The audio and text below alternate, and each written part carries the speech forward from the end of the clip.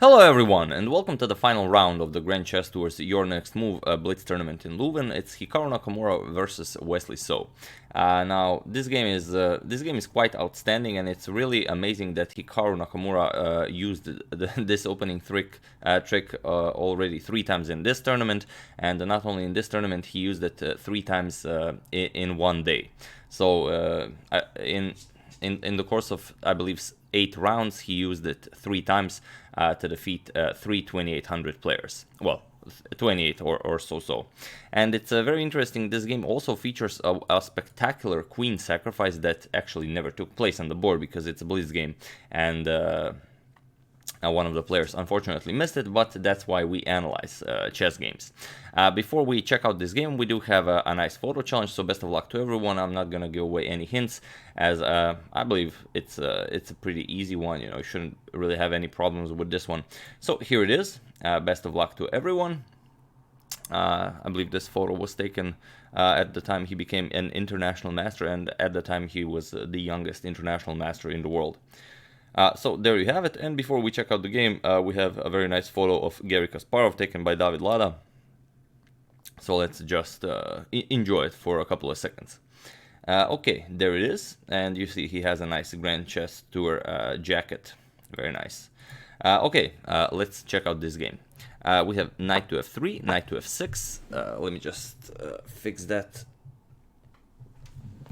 b3, g6, bishop b2, and bishop to g7. So the Reti Opening, the Nimzo-Larsen variation, and it's very interesting. Hikaru uses this for the 3rd time, and we're actually gonna see 2 games in this video because, well, you'll see what I mean.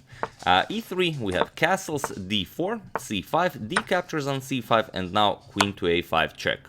c3, and this is the position that was on the board in the game Hikaru Nakamura versus Anish Giri. Then Nakamura had this exact same position against Shahriar Mamedyarov, and here for the 3rd time he has this position on the board against Wesley. So Wesley continues the same way as Mamedyarov did with queen captures on c5, but it's very interesting as it's very short. We're gonna show Nakamura versus Anish Giri. Giri went rook to e8, then came b4, we have queen to c7 and c4 now. a5, a3, captures, captures, captures, captures, this is all pretty much irrelevant. Knight attacks pawn, we have bishop to e5 attacking queen, pawn defense, captures, captures, and bishop to c3 defending the pawn. Knight h5, forcing a trade of bishops, captures, captures, b5 attacking the knight, queen to a5 check, knight blocks, and now knight to c5, preparing knight to b3.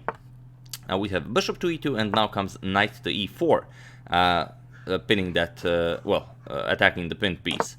We have castles, and now knight to c3, attacking the queen and also the undefended bishop. Well, if the queen moves, it will be undefended.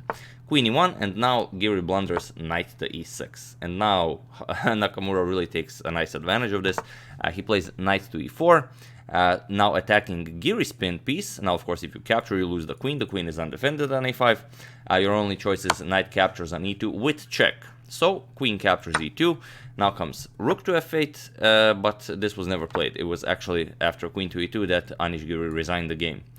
Why did he resign? There's really no defense against knight to f6 check, winning the exchange.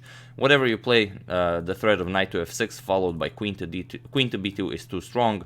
So here, Giri resigned, as really there's nothing to do. Simply check is coming, and whatever you play, queen b2 is coming, and there is no defense. White will win the exchange and the game. So a very interesting game that was, but here against Mamedyarov played queen captures on c5 against Nakamura, and so does Wesley. So queen captures on c5.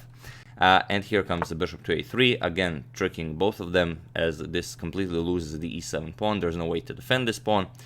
Queen to c7, and now bishop captures on e7. So it's a clean pawn, and, well, it's basically you're now up a pawn, and it's up to you whether you will convert this or not.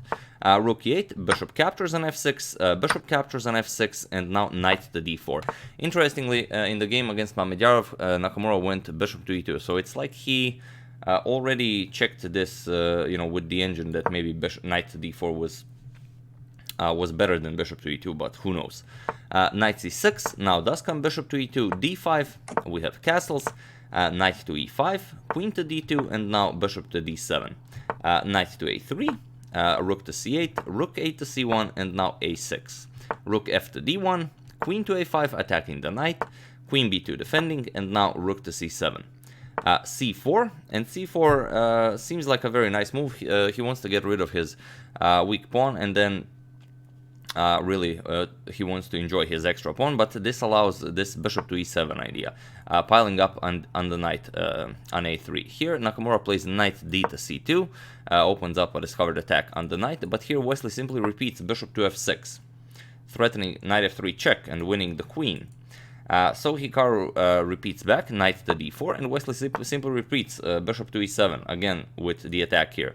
And here if Hikaru plays knight back, then it's pretty much going to be a draw by repetition, as Wesley would really enjoy a draw, which would most likely win him this tournament, as it's very, maybe Karakin and MVL who are pursuing him win their games, but it's still unclear whether that would help them overtake Wesley. But Nakamura isn't interested. Knight to b1, he wants to keep this game on.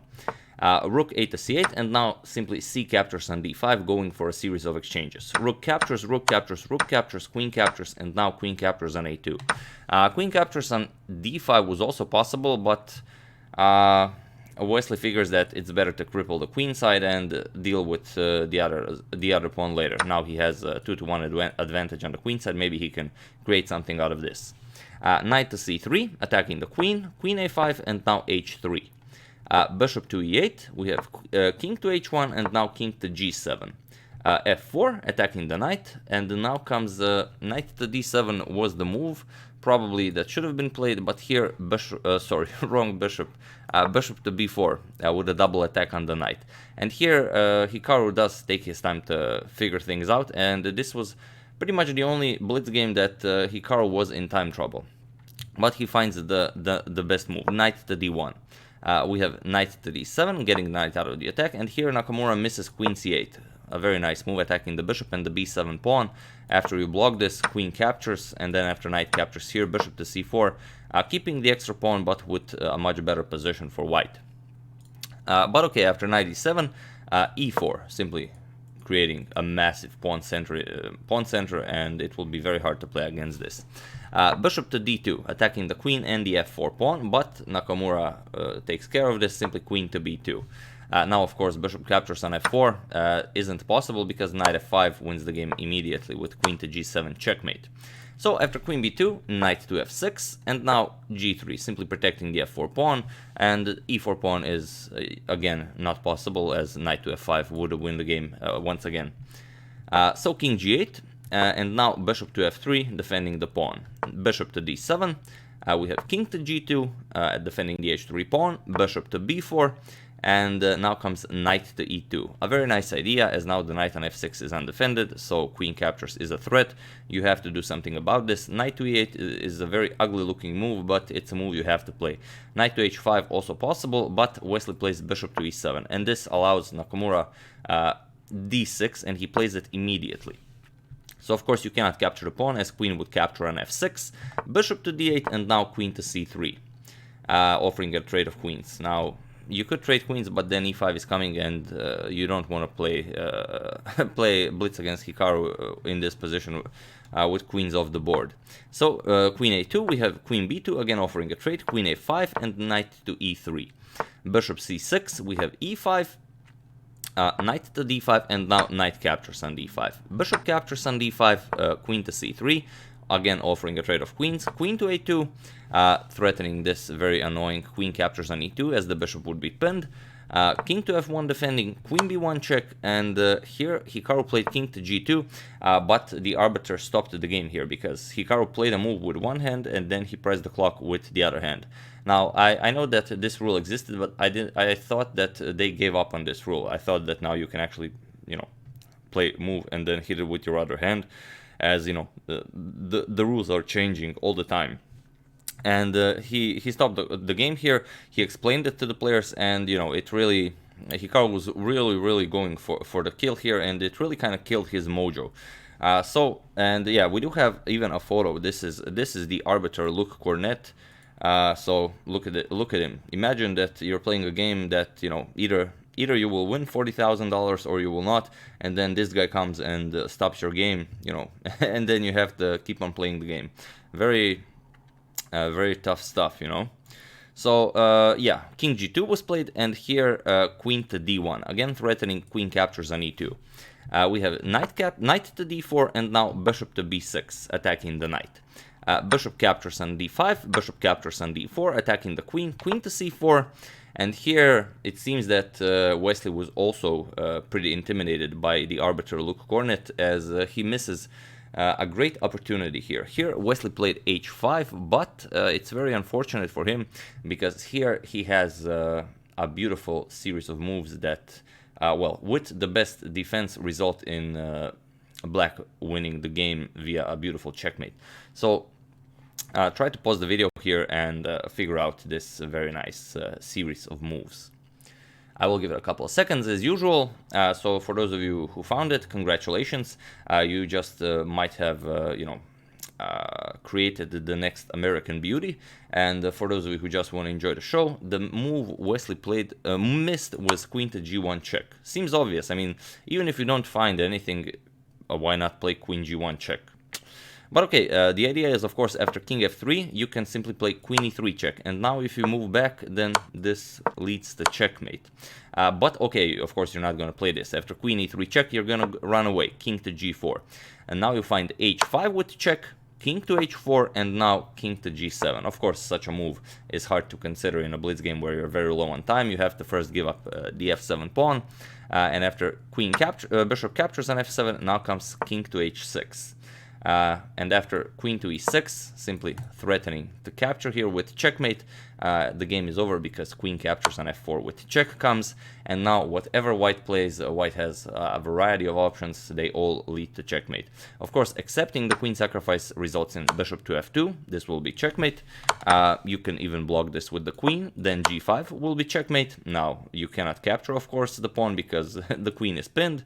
And of course, if you block it with g4, then again queen to f2, or once again bishop to f2 will be checkmate. So a beautiful idea, but unfortunately was missed by Wesley. He did not play queen to g1 or queen to d2 was also winning. Rather, he played h5 immediately, probably preparing this, you know, so the king cannot escape here. But this allows h4, now creating a flight square for his king. We have queen g1 check, and now king to h3 by Nakamura. Bishop here, threatening to checkmate Nakamura on g3, but now bishop to g2. We have queen to d1, and now queen to c8 check. We have king here, and now queen to c3. King goes here. Of course, the threat was e6 with check. We have queen offering a queen trade here, and as Hikaru is up a pawn, Wesley doesn't want to trade. We have queen to d4, and now queen captures on b7. Nakamura grabs another pawn. Queen d3, queen to f3. Now comes queen to f5 check, king moves, and bishop to c5. Queen to c3, attacking the bishop. Bishop moves back, and now queen to d2, again attacking the bishop. Bishop to b6, and now d7. So a couple of moves played, you know, to position the queen by attacking the bishop, and now d6 has been played. Of course, you have to block this. Bishop to d8, queen to d6, and now there is very little black can do. There's no way to harass the white king, and simply queen c6, queen c8 is coming. So a5, we have queen to c6, queen g7, now comes queen to c8, and here there is nothing you can do. There is no way for queen to actually protect the bishop. If you move the bishop, White's just going to promote to a queen, which is what Wesley did. He played bishop captures, maybe hoping that Hikaru will capture it, but Hikaru just brought another queen into the game, and you will either capture and then you're down a piece, or whatever you play, queen h8 will be checkmate. So yeah, a very interesting game, and let's just check the standings after this game. So these, sorry, not that. These are the standings after 18 rounds of Blitz. So 2 days of Blitz have been played, and Wesley so keeps his lead after the rapid section. And it's very interesting. Maxim Vachier-Lagrave and Sergei Karakin, they both had 21.5 points before the game, and Wesley so had 22 points before the final round. But all three of them lost in the final round. So Wesley, Karakin, and Maxim Vachier-Lagrave, all three of them lost. And you know, Wesley keeps his lead and wins the Rapid and Blitz tournament in Leuven. And Hikaru Nakamura, with his amazing streak in the last day, climbs up to 4th place. And even 4th place is very important here because you do get some. I don't know how much money you get, but I don't think money is all that important to Hikaru. After all, he's on Red Bull's payroll, but it's very important because 4 places get qualified to the London tournament. So yeah, Wesley wins, I believe, $37,500 and 1st place here. So last year he almost won it, but Magnus Carlsen crushed the field in the Blitz section. So this year Wesley does it. So yeah, we just mentioned 3 of them, but we never mentioned all of them. Yeah, there's Hikaru, then Aronin in 5th place, Grishuk in 6th, Mamedyarov in 2nd, Anand in 8th, and then Fabiano Caruana, who had really a terrible Rapid experience and a terrible Blitz experience, but even worse than that, Anish Giri, who is a wildcard in this tournament. And it's always difficult when you have a bad few days and then it seems like you're something is wrong with you, but if someone wins, someone has to lose. And if you remember the Tata Steel Chess tournament, Anish Giri really crushed the field alongside Carlsen, but then he lost Magnus Carlsen in the tie breaks, in the playoffs. So yeah, basically that's the game, and that will end my coverage of the 2018 Your Next Moves Rapid and Blitz tournament in Leuven. I do hope you enjoyed it. This will be the last video I'm posting today, so hope you enjoyed this game and the entire coverage of this tournament. Then before some tournament starts, we're going to continue with our Anand versus Carlsen series and their 2013 World Chess Championship match. So yeah, as usual, you can check out 2 of my previous videos here. Thank you all for watching, and I will see you soon with hopefully another interesting video from the Carlsen Anand series. So yeah, I'm gonna go enjoy the festival, and it's my birthday today, so I'm gonna enjoy that as well. Thank you all, and see you soon.